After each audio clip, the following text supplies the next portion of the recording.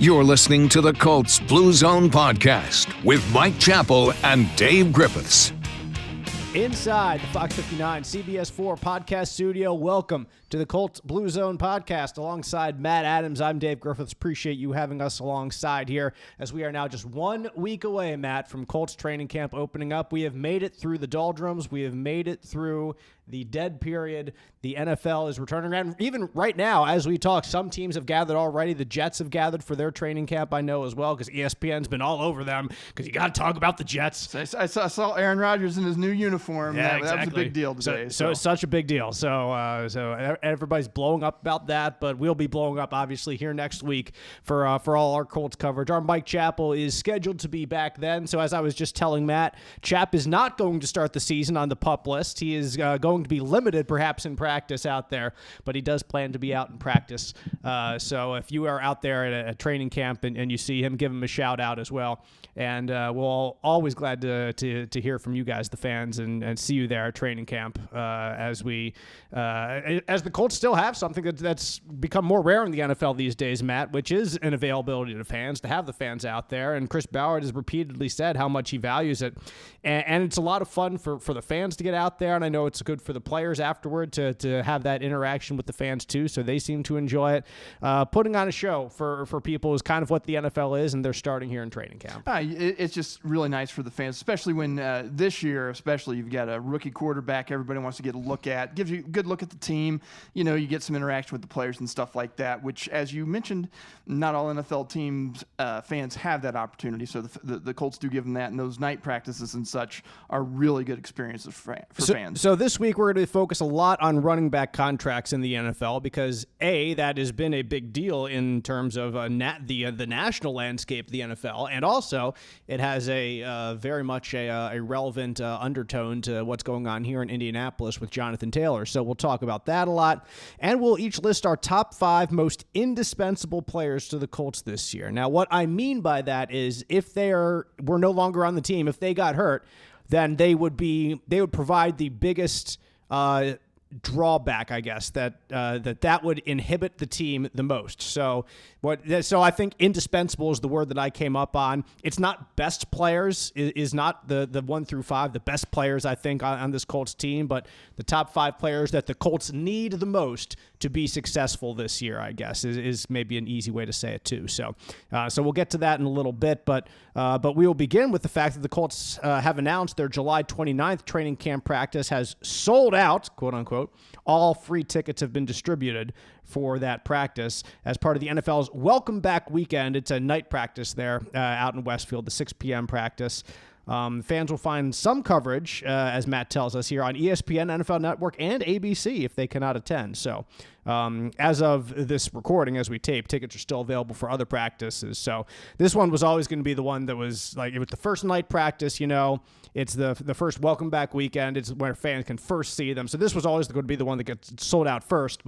But still, if you're planning to come for a night practice or a weekend practice especially, I'd highly recommend you getting online and getting one of those free tickets to secure your spot right now. Well, and the Colts are competing with the first weekend of the Great Indiana State Fair as well, which opens on the day before. So that's pretty. I mean, of course, the State Fair runs for 3 weeks, but Colts training camp runs for a few weeks as well. Right. So if you'll have time to go from one to the other or whatever. But still, no, that's a good sign for them. I do love the fair. That's a lot of fun, especially when you have kids. You see it through different eyes. It's been cool the past couple years to do that myself on a personal note. Anyway, all right, let's get to what will be the meat of this podcast, talking about running back contracts. And we are in a far different situation in the NFL, Matt, than we were 20 or 30 years ago. When it comes, you're like, yes, absolutely, we are. When it comes to the value of running backs, and there's a lot of very upset running backs right now in the NFL because 3 notable running backs did not get new contracts. And this week, Monday, was the deadline for players who are franchise tagged to sign long-term contracts with their team. So now they don't get that. They will play this year under the franchise tag.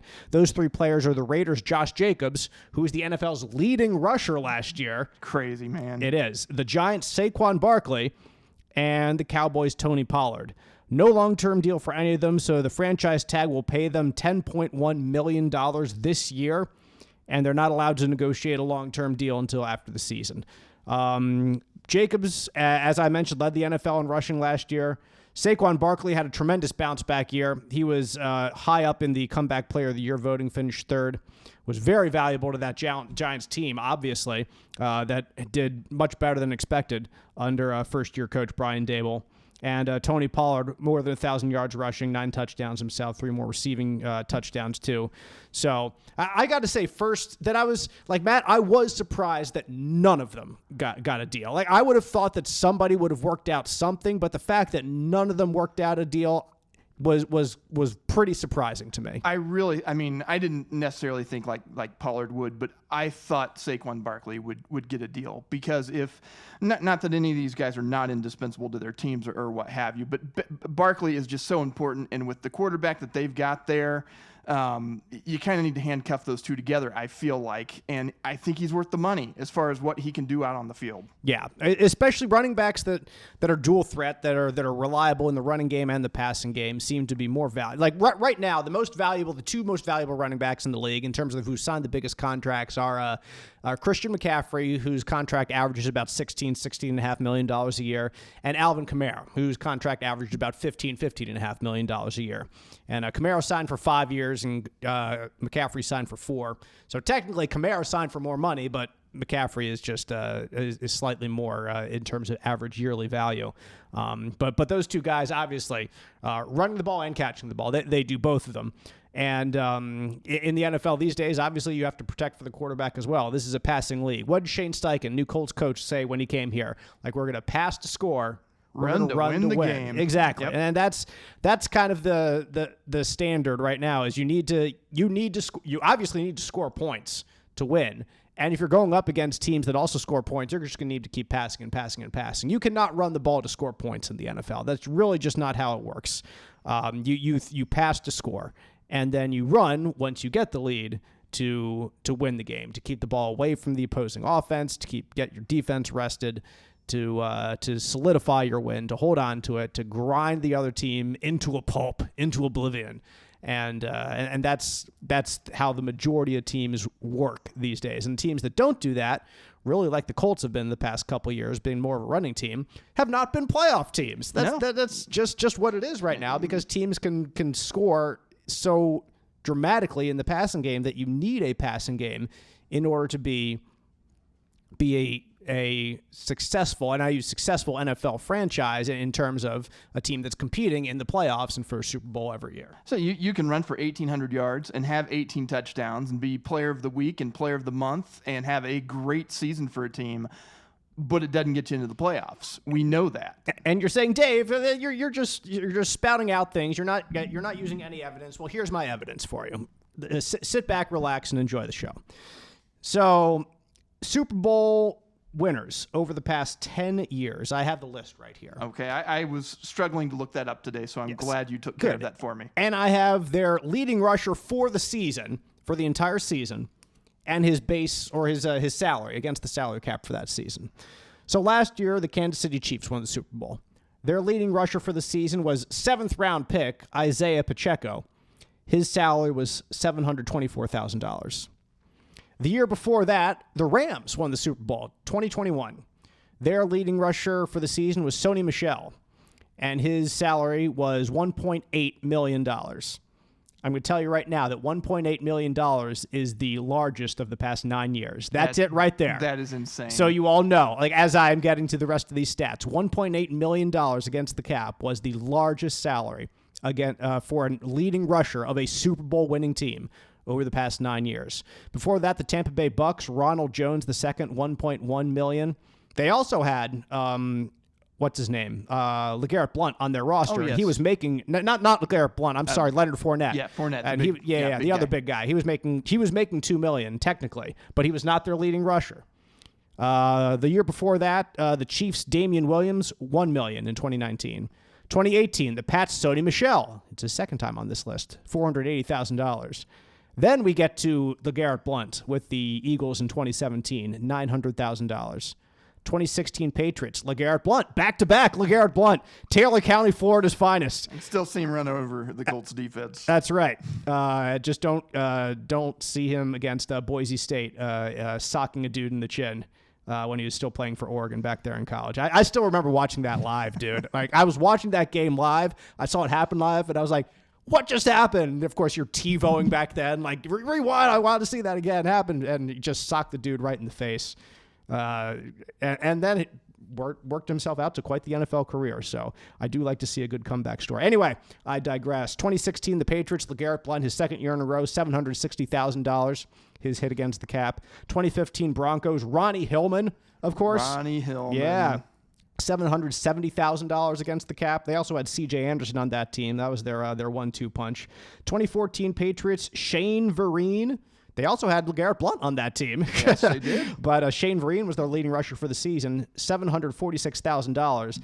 That took us back to 2014, so that's 9 years. And then 10 years ago, finally, we get to the Seattle Seahawks, who won. Marshawn Lynch, their leading rusher that year. He was one of the highest paid running backs in the NFL, was making $7 million that season back in 2013. So that's how far back, Matt, we have to go before we see a team win a Super Bowl with one of the highest paid running backs in the league. And that is evidence as to why we are making all these other claims about the NFL and how you need to be successful passing to win the Super Bowl. That running is very much ancillary when it comes to winning the Super Bowl.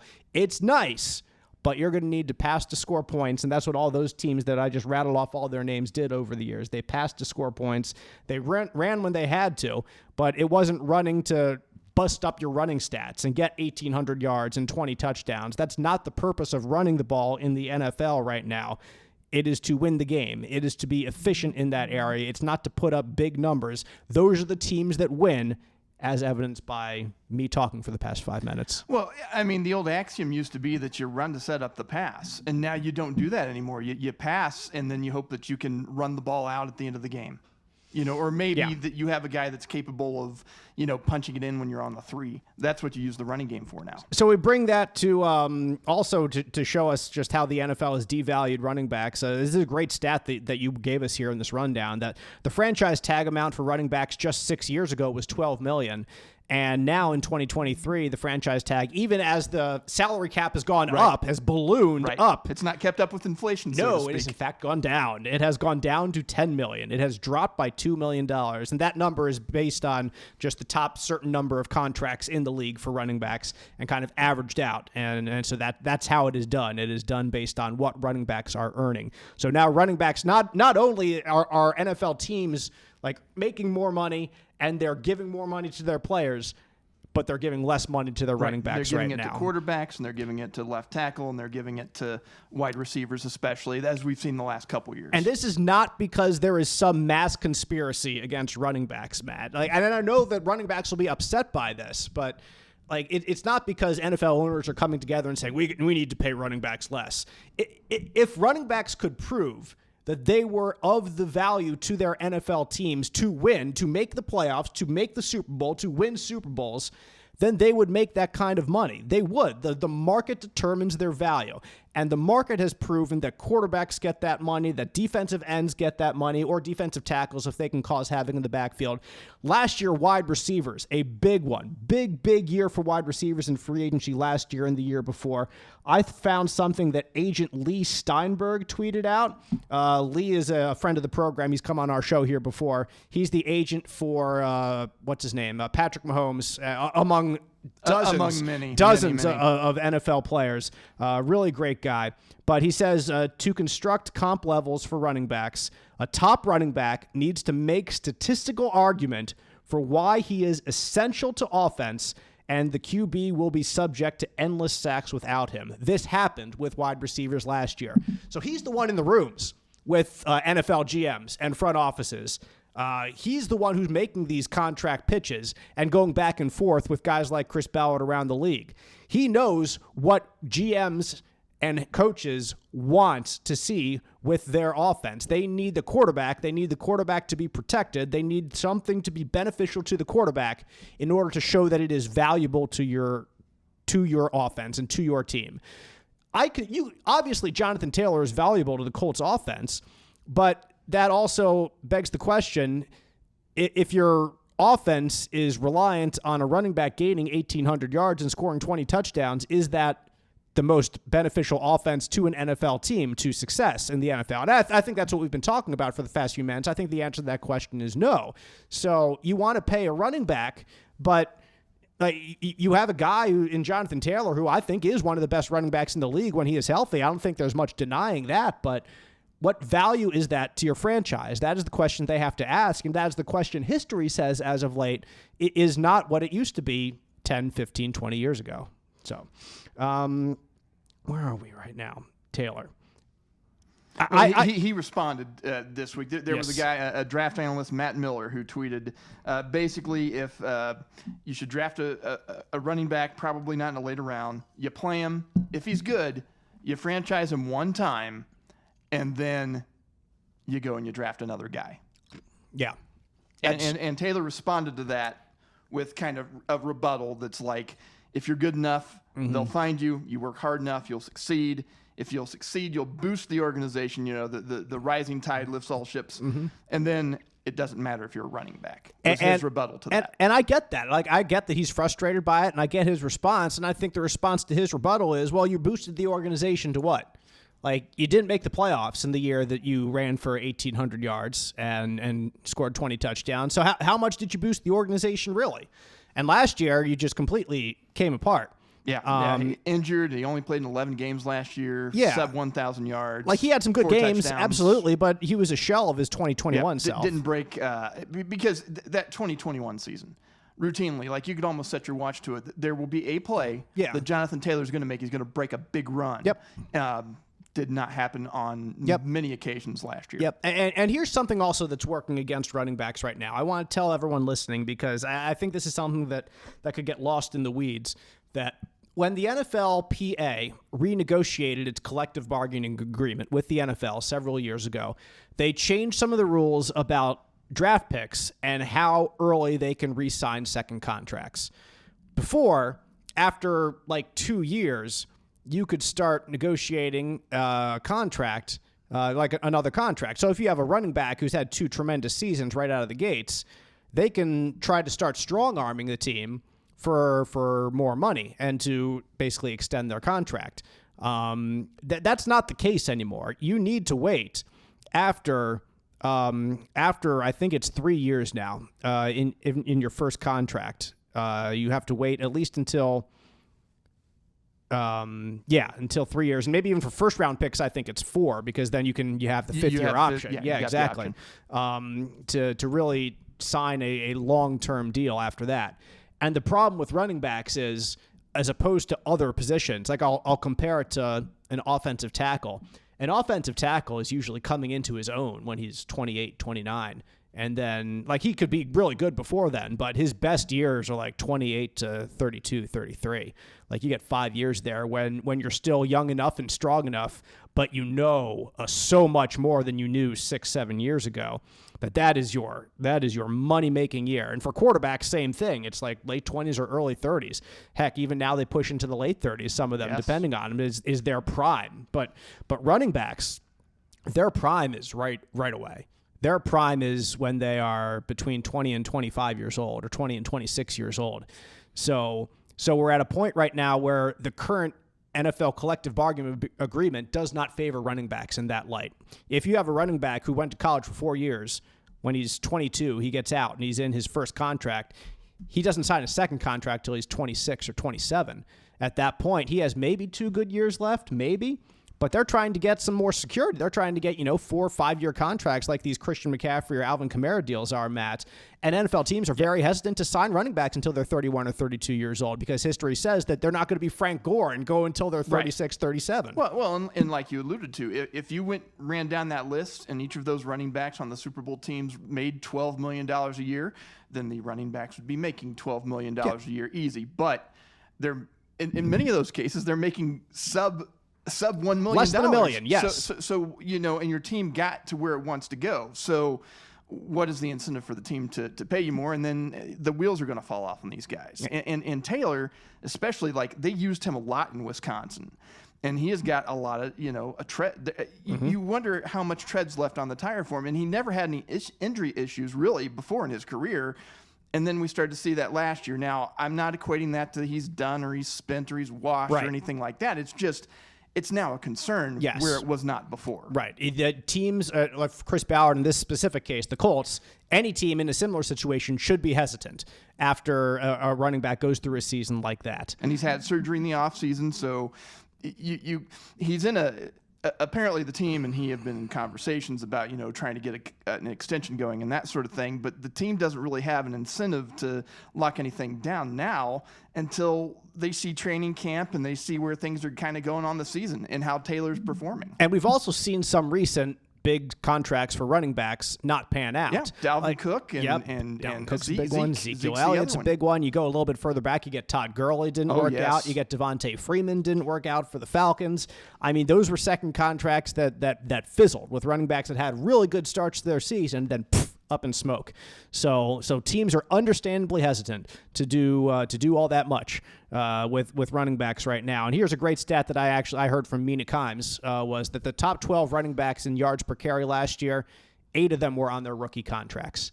8 of the top 12. So just further evidence that these running backs their prime of their careers is right out of college. It is to get into the league and immediately start to go.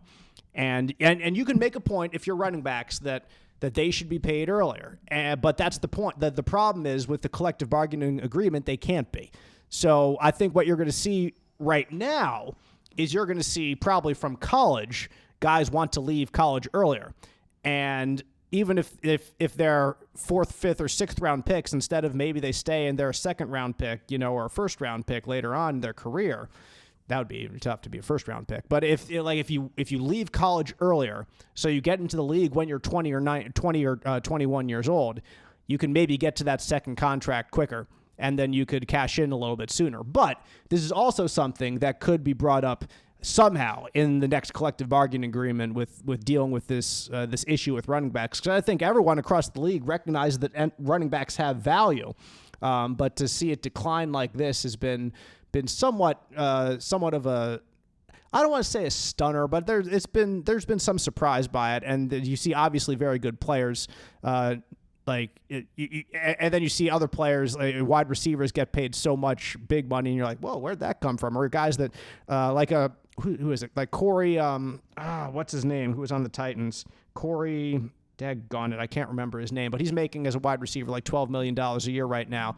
And running backs, it might be Smith, but I forget his stupid name. And I don't think he's on the Titans anymore either. I think he's somewhere else. He was like a top 5 pick. He went to Western Michigan or Central Michigan. Corey Davis? Yeah, Corey Davis. I knew it was like a basic last name, but Corey Davis is making like $12 million this year. And exactly, and I can't even remember his name. Like I made my own stupid point that he's a wide receiver, he's making $12 million, and then other running backs are just scratching and clawing to make something like that. So this could be something that is addressed somehow in the next collective bargaining agreement.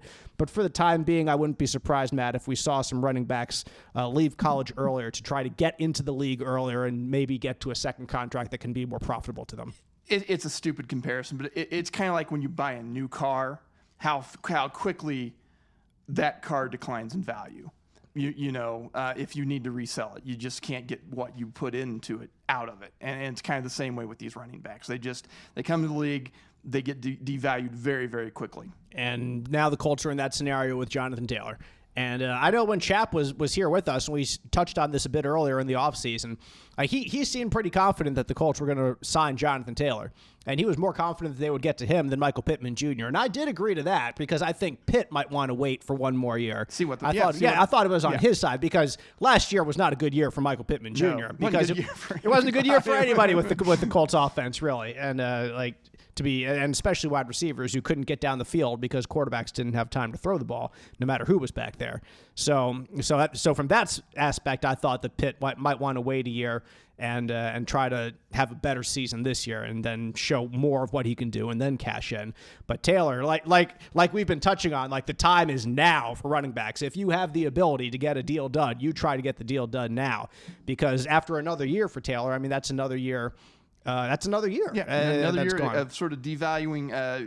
I don't want to say devalue, but you've put taken some more tread off the tire, so to speak. Yes. I guess I'm into car stuff today, and I'm not even a car guy. Right. But I would love it if Jonathan Taylor gets a deal. He seems like a great great human being. I would love it if he gets paid. I would love it to see the Colts succeed because that makes my job easier. Talking about it, and people love to hear about it when things are happening well. But I just think that there are a lot of roadblocks to that happening right now. So Spot Rack had an article, kind of looking at the market back in late June for running backs, and they kind of, said, hell, here's what we think maybe Tony Pollard should make and so much. Right.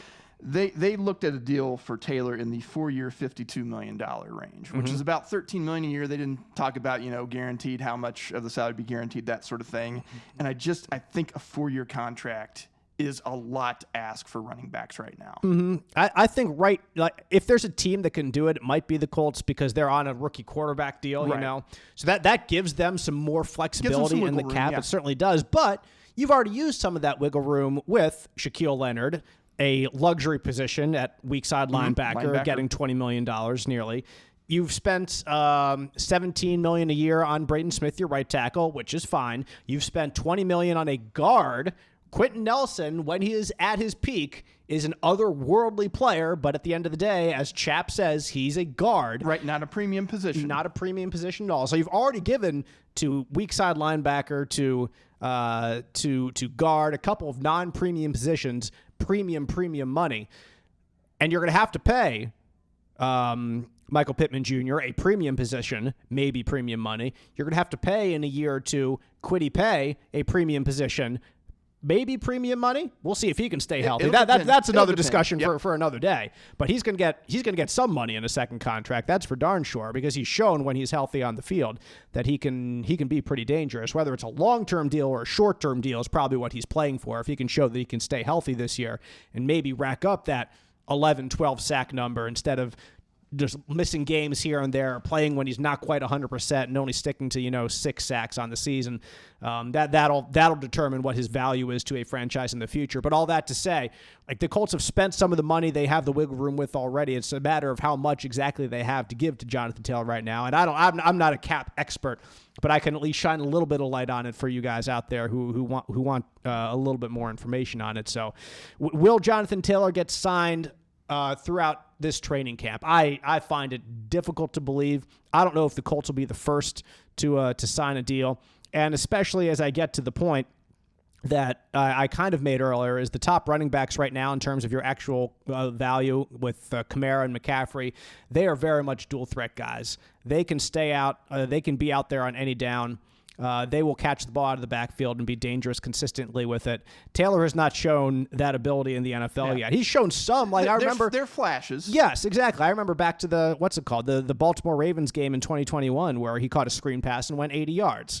So you said he does something. Yeah, he does some, but he's not Kamara. He's not McCaffrey. It's not an every down pass type of back. And I get to this point, which could be one of the most important points.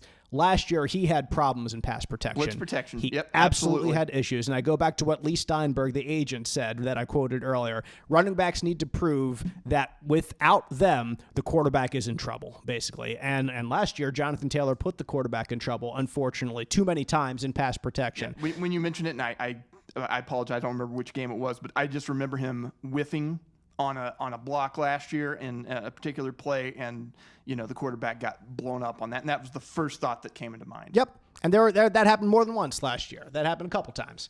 So, and when there's problems on the interior, especially, you look to that. You look to we don't need to get too into this, but in the Patriots game last year was because I was there, and that was a disaster of a game. Yeah. And there were times when the problem was with the line. There were times when the problem was with the running backs. Anyway, but it's horrible to watch. It was clear at times no one knew what they were doing. No one knew. I'm not putting all this on Taylor. I'm not putting all of it at all. But you would have free rushers coming up the middle, and then he was not able to kind of stop him. Even if that wasn't his assignment, you got to try to keep that guy off your quarterback. Yes. All right. That brings us to the 5 most indispensable Colts for 2023. Once again, those are the 5 players who, if the Colts do not have them, they will not be successful. If they do have them, they will at least have some level of success here in 2023. So when I look at the top 5 Colts, number 5, this is actually a great segue for me. I have Jonathan Taylor ranked right there at number 5, most indispensable Colts for 2023. All that we've said so far is I don't want to seem like that. This seems antithetical to what we've been talking about. Exactly, that's the problem. But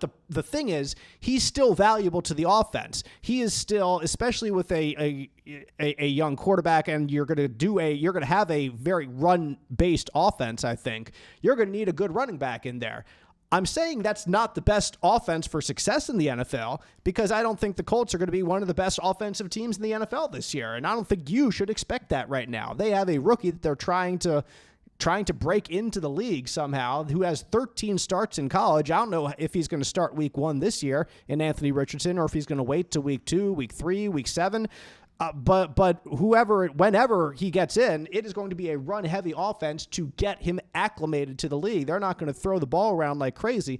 So their offense is going to need Jonathan Taylor. You look at who his backups are. His backup is Zach Moss, who's fine NFL running back. That's my thought about Zach Moss. He's fine as an NFL running back, and to be honest, fine NFL running backs, as I've said earlier, have won Super Bowls. It can get it done. Exactly. But Jonathan Taylor gives you, as you mentioned, an added explosive factor when he is on the field and when he is healthy, which he wasn't last year. So he can be still valuable to this Colts team and Colts offense.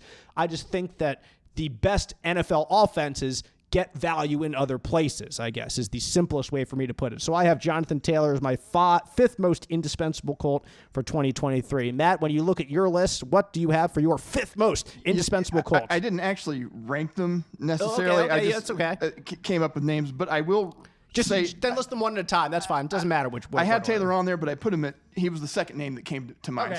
We'll use that as sort of the flexible ranking. I actually put their kicker on, Matt Gay. Mostly because, and again, I know it's not the most exciting pick in the world, but they lacked stability in the kicking game for the last couple of years. They signed this guy to a pretty healthy contract in order to stabilize that with a young quarterback, and you don't know how much you're going to get progressed down the field, how much you're going to be able to matriculate the ball down the field. You're going to need a guy who consistently can hit from range to get your points on the board, and that's why I put Gay on the list. I love that addition, and I didn't put him on my top 5, and maybe I should have, because, you could win 2 or 3 games or lose 2 or 3 games every year because of your kicker. It doesn't matter if you're a good team or a bad team, honestly, in the NFL. Even bad teams, quote unquote, are close enough from time to time, as we saw with the Colts a couple times last year. Exactly. So close to beating the Vikings. Really had more than close to beating the Vikings. Then I'm sorry. I just go back to the games that I saw last year on the road. The Patriots game, the Vikings game. Unforgettable. It was the Jaguars game. Man. I know. I had a heck of a year last year, let me tell you. But yeah, Gay could be incredibly valuable. And we saw it a couple years ago with Vinatieri's last year, that there were games that the Colts should have won, but they didn't, because he was not 100%. And he was fighting through it, man. He was trying his dadgum best, but just did not have it. Exactly. Man. And it stunk for them. It did. So I think stabilizing that position was a big offseason move for them. Not exactly champagne and roses and stuff that's going to excite many people, but I do think it's important. And I think it's a step up from Chase McLaughlin, for sure, and I liked McLaughlin last year. I really did. I thought he was pretty consistent. No doubt. He stepped out there, and it wasn't like when Hot Rod stepped out, and I was like, oh boy, what's going to happen here? You're like, exactly, like clenching in your sofa, like what's going to happen? But I felt a little bit more confidence every time that he stepped on the field, and you should feel that way for Gay too, based on his history, at least at the start of the year. We'll see. Knock on wood. Yeah, absolutely. If that continues here. And heck, it's Lucas Oil Stadium. It's an indoor stadium. He should have success, like kicking off a consistent surface with no wind here and hitting it between the uprights. That should not be a problem. He should, once again, be a very reliable kicker. I love that pick. All right, I'm on to my fourth most indispensable Colt for 2023. My fourth most indispensable Colt is Shaquille Leonard. Shaq. He didn't play a whole lot last year, and the defense was still pretty good for most of last year, but down the stretch, they really went up in smoke again. Yeah, and they just didn't. His strength is just making the other team turn the ball over, making them make a mistake, making a play, being in the spot. They just didn't have that guy when they needed it last year. Yep, they needed stoppers last year, and sometimes they just didn't have him on the field. No closers on that defense, unfortunately. When he is healthy, he is truly special. I think he is... of all the people, and we complain somewhat about giving luxury pieces or non-important positions big deals. He's one that deserves it in my mind. We complain about it, but when you talk about it, you understand why the team does it completely. Because he turns the ball over, he gets the ball, he causes havoc. He is like a defensive end in that scenario. That's what you have. That's what you pay big money to defensive ends for. It's for the sack or for the strip sack, like guys who wreak havoc in big time position scenarios. And Shaquille has proven that he does that in his career. Last year was complete dud for him because of the surgery and because of surgeries, I should say. And that's why, throughout, if you listen to this podcast regularly, you remember me saying early this offseason, is I was kind of throwing up some red flags about Shaq. And we hope that he's ready to go here next week at the start of training camp. If he's there and he's not on PUP, that's okay. If he's there and he's playing, great.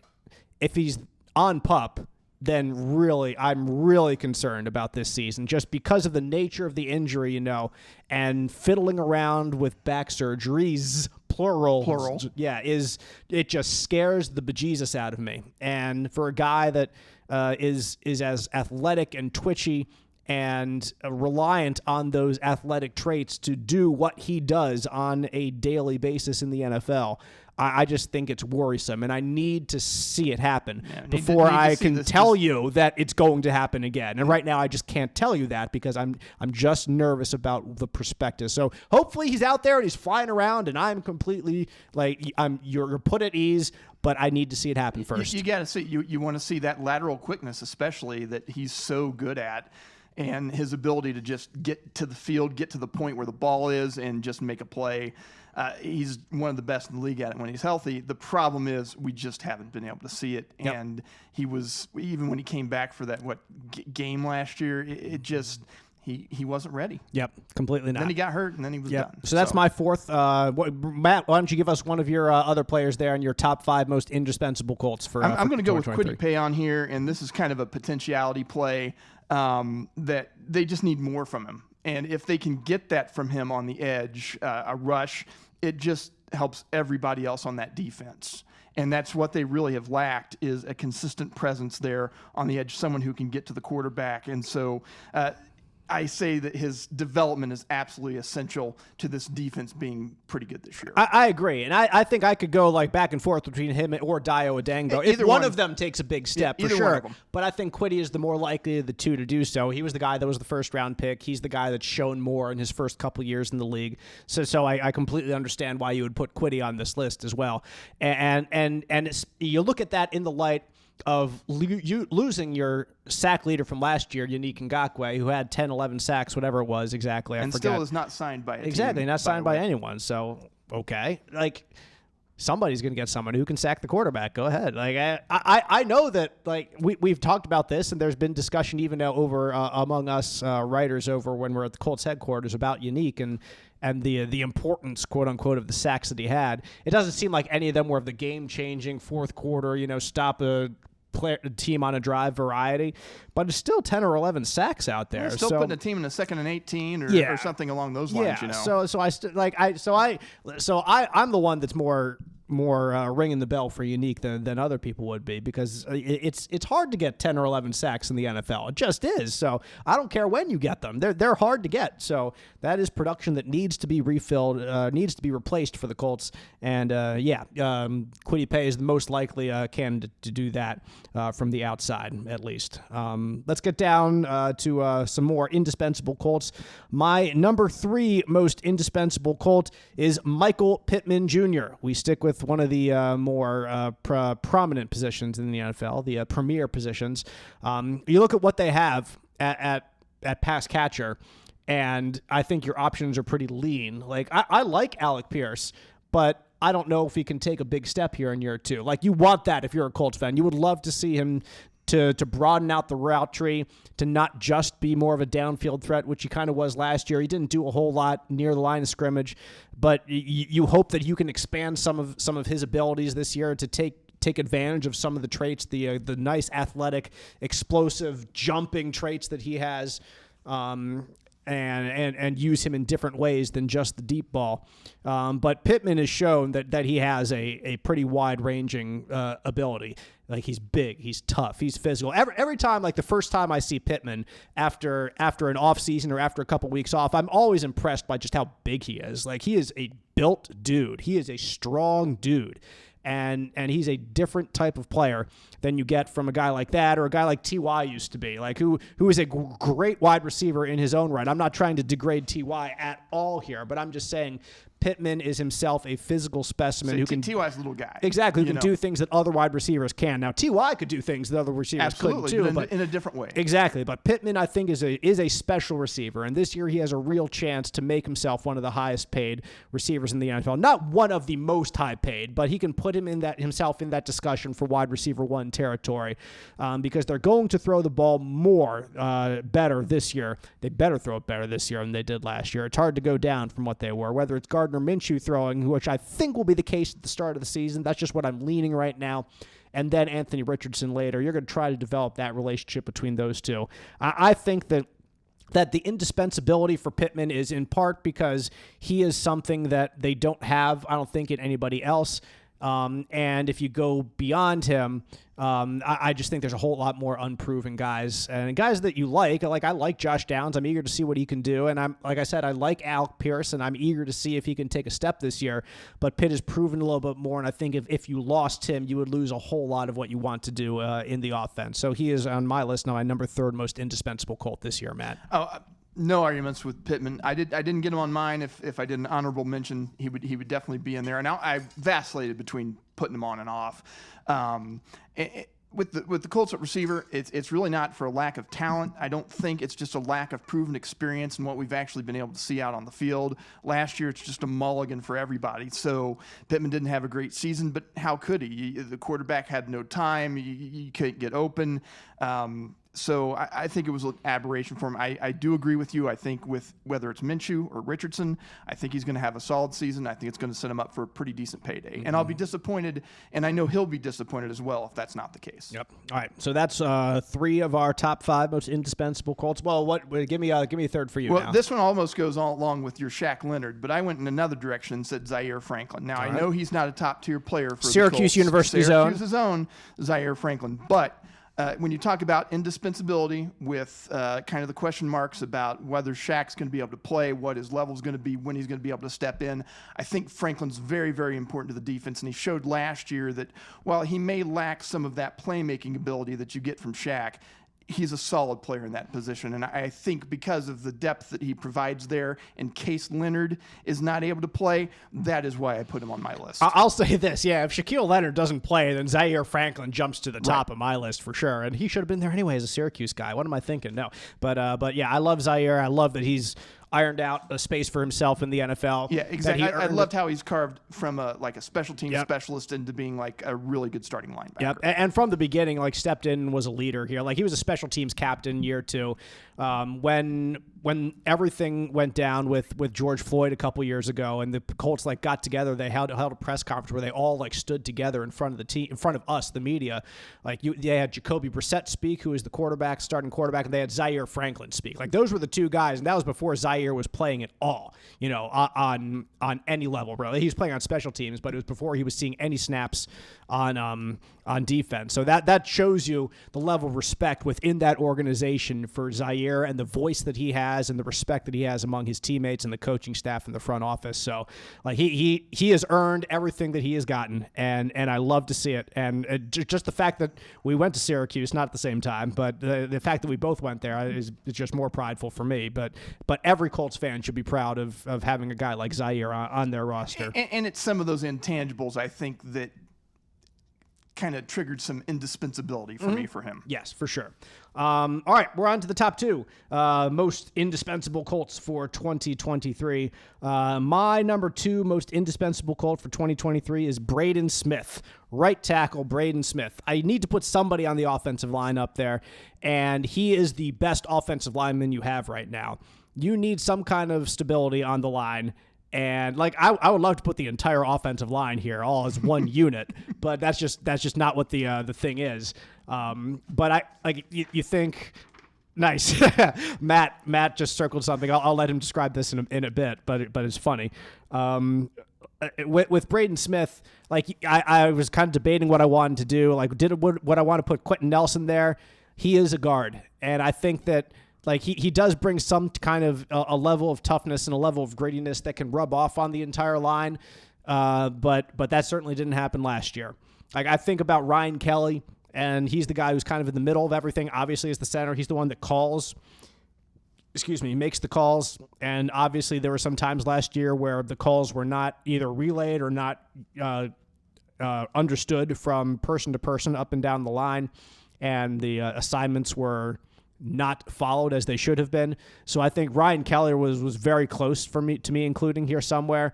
Bernard Ryman, I think he is crucial. I really do. But if you lose him, then you put in another rookie, and I don't know how big the gap is there from one to the next. I just don't. And I feel like the gap is bigger if Braden Smith would not be able to play, if you had to start the rookie, what's his face? Yeah, Blake Freeland. Yeah, I think the gap is bigger. So he's just, like, you would lose a lot more if you lost a guy like Braden Smith. So that's where I'm leaning toward here. And I understand if people wanted to go somewhere different on the offensive line, but I think Braden Smith or somebody on the offensive line needs to be here in the most indispensable Colts. Well, I'm glad you took the bold step of putting somebody on the offensive line on, because I had this debate as well when I was putting my list together, and I couldn't figure it out. Should it be Ryan Kelly because he is at the center, he makes a lot of money, and he makes all the calls? Is it Quentin because he's essential to that offensive line? He makes a lot of money. Again, they've spent a lot of him, and they think he's a generational talent, and he's shown that at times on the field. Or do you go with Raymond because he's the left tackle, and that's one of the most essential position there on that line? Or do you go with Braden Smith, who's the right tackle, makes quite a bit of money, and is one of their more solid players? So I just kind of punted on the offensive line, which I guess I should have done on special teams, but no arguments there. All right. Well, give me one more for you. You have two more on your list. JT was the second guy that I listed there, and we've already kind of talked ad nauseum about JT and his importance to this team, and will he get a new contract and all of that. But I think with the rookie quarterback, especially if they want to run some of these run option type of play type things, JT is going to be very important to that with the development of Richardson. And I don't think there is any player that you could argue that any player would be any less dispensable than JT for them. All right, we got number one now. Most indispensable Colt for 2023. I have DeForest Buckner topping my list. Ding, ding, ding. In the middle of the defensive line, one of the few defensive interior linemen in the NFL that is as disruptive as he is. Game record. He's a rare talent. If you lose him, you still have Grover in the middle, and I think Grover is one of the more underrated defensive interior linemen in the league, but he just doesn't have the same get up the field, get into the backfield, disrupt the play in the backfield as Buckner does. Like, I still think he's a great defensive lineman, and that's a heck of a pair. And Grover's entering the last year of his contract too right now this year. I think he is due for a payday at some time himself, whether it's this year or during training camp or at the end of this season into next year. He's another guy you have to worry about paying somehow. Yes. Add that to the list of guys that need to be paid at some time. So anyway, I think Buckner gives you something that very few teams in the NFL have. And if you're talking about replacing sacks, like we mentioned earlier, like you had Kwity Paye on your list, I think that some of that onus certainly has to fall on Buckner too to pick up the slack from the interior. It doesn't always just have to be exterior pressure; it can be from the interior as well. So I'd love to see him get back up to the double-digit sack range and be one of the disruptors on a game-to-game basis that I know that he can be. And he was very good last year. Don't get me wrong. I just think that his production dipped. It seemed like it dipped a little bit, everybody's did. From a raw numbers perspective. Yeah, exactly. So get some of those numbers back. But he's obviously one of the leaders on the team too. So I think he's valuable to be there in the locker room on the sideline. He's not afraid to call people out. I'm not going to tell the exact story, but there's a good story about him calling someone out that I'll tell you a little bit afterward, Matt. That's a little tease. But anyway, I think Buckner is incredibly valuable to this team and valuable to the defense as a whole. It's where where you start in the trenches is where Chris Ballard has always said, and I believe that's why I have offensive linemen and defensive linemen right there in the top two of mine. So when you have the situation that you have now, like obviously look back to the 2000s Colts, and Peyton Manning would be number one on everyone's roster because your number two quarterback is Jim Sorgi, you know? So if you lose Peyton, you're done. You're finished. Yeah, just write it off. Yeah, but with quarterback right now, you know, like going back and forth between two guys, obviously the most indispensable player on this Colts roster for the future of the franchise is Anthony Richardson, but we're talking about just this year, so that's why I have DeForest Buckner number one on my list for most indispensable Colt this season. Buck was at the top of my list too. His ability to require the double team, his ability to play the run, his ability to pressure the quarterback. He does everything for this defense. He's a game wrecker for them, and he's just to me he's the team's best, most reliable player, even if he's at 80%, which he was at some points in the past couple of years, and he's still been great. So Buckner's one of my favorite players on the team. I have a lot of respect for him, and I think he's their most indispensable player. And I wrote in the notes at my top, I threw out Richardson, just too obvious for now. Yeah, exactly. So yeah, for now he's not on this list. But like I said, if you want to look at most indispensable for the next 5 years, obviously, like right now, absolutely. Because you want him to get out there and you want him to get reps. Like if you're looking to the future, then that's a different list entirely. You put him on the list. I would definitely have your left tackle Ryman on that list. If you're talking about the future, I'd probably have Kwity Paye on my list. I'm talking about like prime positions here, understandably so, and trying to develop those guys. I might even have Alec Pierce on that list because you need some more valuable pieces outside besides Michael Pittman Jr. So anyway, that was my very quick thoughts to like my 5-year long list for most indispensable Colts. But yeah, Richardson. We'll have plenty of time to talk about Richardson over the next couple weeks, and I really think, Matt, that. Like, I don't know how good Richardson's going to be this year. I really don't. It's a total crapshoot. Complete coin flip. I have no idea. I think he's going to be fun to watch in training camp because that's kind of where he can shine and he can show some of his athletic traits. He's going to make some plays that really, really wow you and really impress the fans out there in the stands. So I think if you go, it is going to be a good time watching this next Colts quarterback. I just don't know if it's going to translate to the actual field when there is a live rush coming at him, when the situation is just a little bit different, and when the mistakes that he will also make out there at training camp, you don't just, it was a mistake. But did you see that throw that he made 2 throws ago? Like in the NFL, like in games, that awesome throw you made 2 throws ago is completely wiped out by the interception. You just threw the stupid interception in the red zone.